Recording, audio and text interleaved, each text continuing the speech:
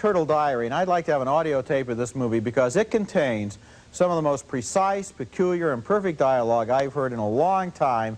And of course, since most of those words are spoken by Glenda Jackson and Ben Kingsley, the movie hardly needs a musical score because the words themselves are music. Both Kingsley and Jackson are loners who live in London and spend a lot of time at the zoo, where they grow very depressed at the sight of the giant sea turtles which have been swimming around and around in the same tank for 30 years. So in this scene, they decide to do something about it. What would you need to make it real? You'd need the cooperation of the keeper. You'd need crates for the turtles.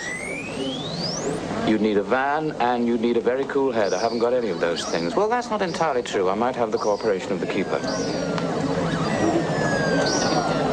You've done this kind of thing before, have you? No, I haven't. You haven't touched your sandwich. You like turtles, do you? They're in prison. They're not alone in that. I was listening there to the elegant precision with which Ben Kingsley said those words, the quiet humor, the understated delight with which he phrases everything that he says in this movie. Turtle Diary has a screenplay by the great playwright Harold Pinter.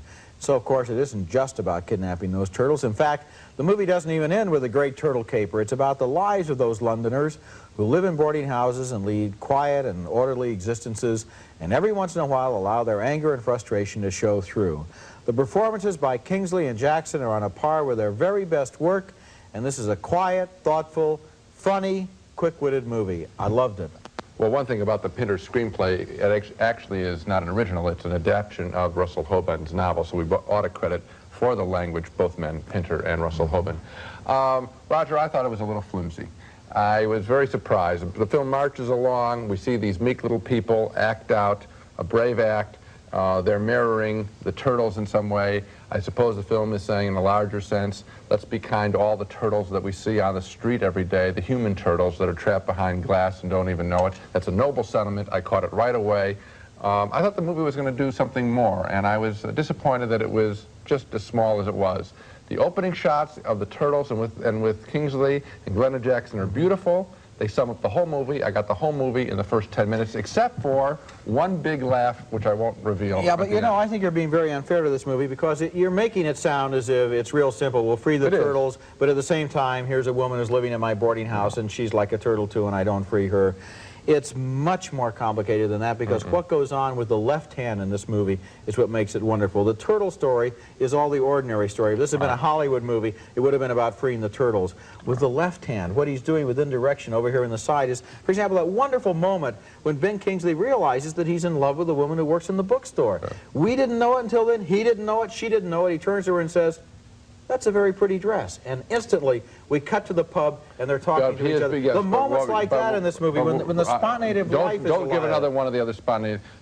That moment, and there's one other, but don't you understand? There's a lot more. No, I think there's about two. And all I tell you is that comes out of the fact that they have been emboldened, and so we know that they're going to do bolder things, and that's how it becomes predictable. But all you've said is you understood the movie. You still haven't gotten to the point whether it's any good or not. I like movies that I can't understand until maybe at the very end, certainly at the very end, or maybe a next day. Something to think about. And you know what? It's true. You felt the same way about the film about the teenage girl, that you were thinking about it coming out of the theater. So there. But that's not fair to make it that simple. This movie is a lot more subtle than that. Oh, no, I think the other film is more subtle. Finally, another split, 3 out of 4 this week.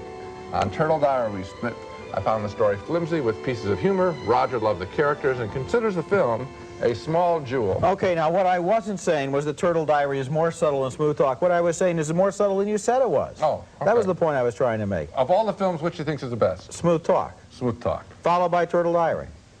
Well, at this point, they're all a piece. Okay, that's it for this week.